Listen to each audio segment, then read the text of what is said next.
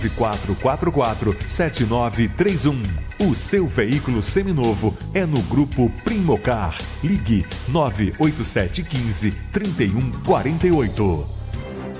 Muito bem, 7h46. E olha, no sertão de Alagoas, o conhecimento da natureza ainda é remédio para muita gente. Plantas da caatinga que acalmam a dor, curam feridas e atravessam gerações como herança de saberes populares. Mas esse patrimônio corre riscos diante do avanço do desmatamento. Você vai ouvir agora uma reportagem sobre as plantas medicinais da caatinga e o desafio de manter vivas as tradições que nasceram da própria terra. A reportagem é de Bruno Protásio e a produção é de Vera Valério e Larissa Leão. Vamos ouvir.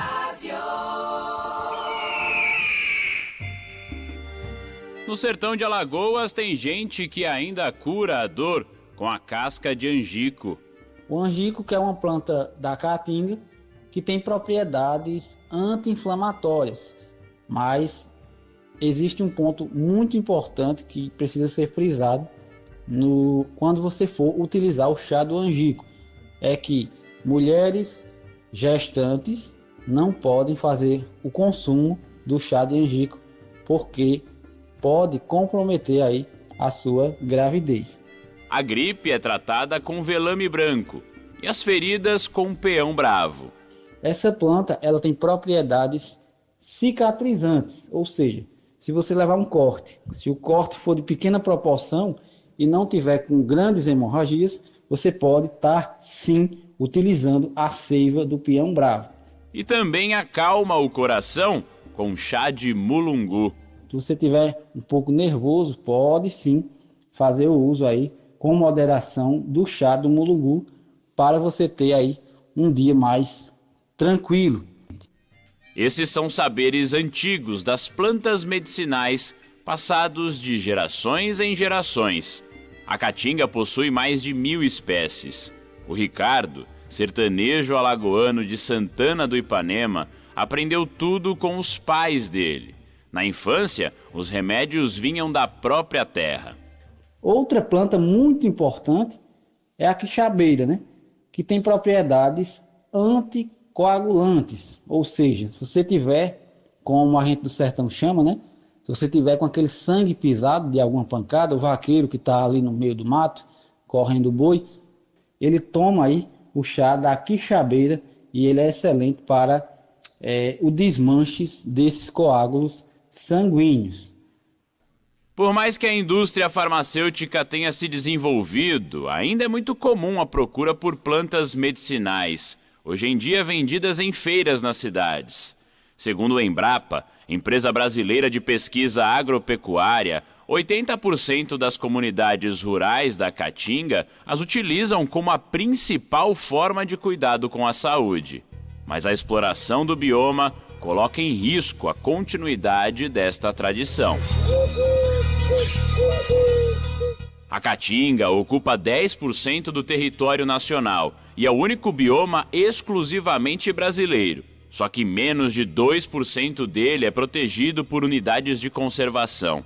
Segundo o Instituto Nacional de Pesquisas Sociais, a Caatinga já perdeu mais de 8 milhões de hectares de vegetação, uma ameaça às plantas medicinais. Então, se a gente, de repente, não faz a extração de maneira sustentável e se a gente não fizer trabalhos, de educação ambiental para que as pessoas aprendam primeiramente a conhecer e a respeitar o ambiente. Então, se há uma retirada muito excessiva, pode sim gerar um risco de escassez e até mesmo de extinção dessas plantas em um futuro, sim. Esta é a Juliana, consultora do Instituto do Meio Ambiente de Alagoas. Ela trabalha no herbário que faz o catálogo da flora e os registros servem como base para o estudo de cada bioma. É uma rede de dados que ajuda a documentar a biodiversidade. Atualmente, as plantas medicinais estão fora do risco de extinção, mas o crescente desmatamento aumenta o alerta. De acordo com o relatório anual de desmatamento publicado em 2024, a Caatinga foi o terceiro bioma mais desmatado do país em 2023.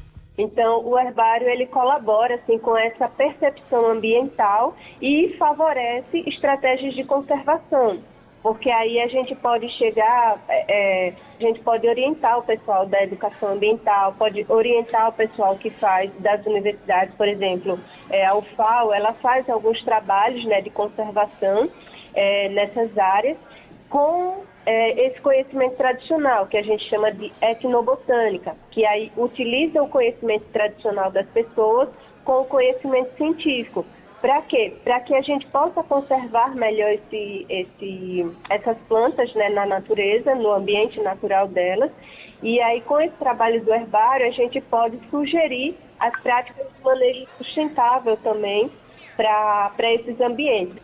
Para Juliana, o caminho para a preservação da caatinga e das plantas medicinais também passa pela mudança de estigma que foi criado em relação ao bioma. Algumas pessoas, quando olham para a caatinga naquele período de secas, de estiagem, acham que a caatinga é uma região morta.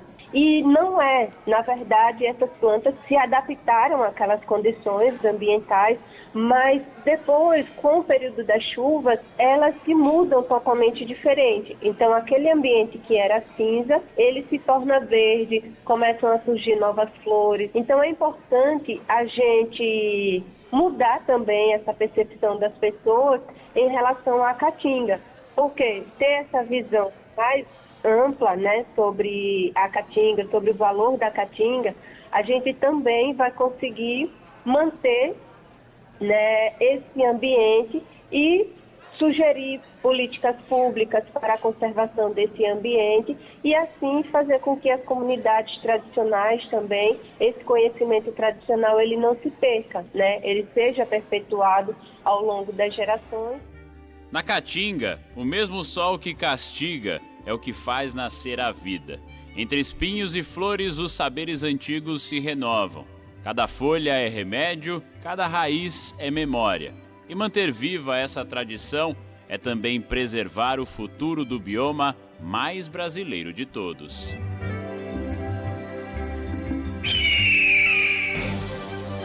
Muito bem, tá aí a matéria sensacional, maravilhosa, importante aí, mostrando sobre o nosso bioma, nossa caatinga, né? Parabéns, excelente. 7 horas e 53 minutinhos. Deixa eu